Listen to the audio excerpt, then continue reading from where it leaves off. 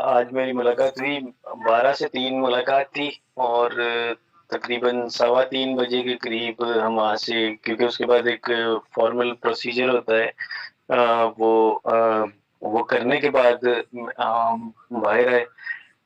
जब आज मैं सबसे पहले वहाँ गया तो बच्ची की डेस्परेशन जो थी वो बहुत ज़्यादा थी। वो कह रही थी कि मुझे कौन-सी कोर्ट्स हैं जो मुझे बुला नहीं रही और कौन से जज साहिब हैं जो कि अभी तक इतना टाइम ले रहे हैं मुझे बुलाने के अंदर।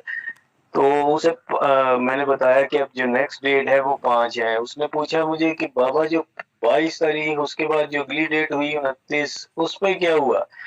तो मैंने उसे कहा कि जी 29 को 31st को जो थी जज साहब जो थे वो छुट्टी के ऊपर थे। तो उसने बड़ी बेसब्री से बोला कि बाबा जज साहब जो हैं वो मेरी बारी ही क्यों छुट्टी के ऊपर चले जाते हैं? क्या हर बार मेरे साथ ऐसे क्यों होता है? तो मैंने उसे बड़ी मुश्किल से समझाया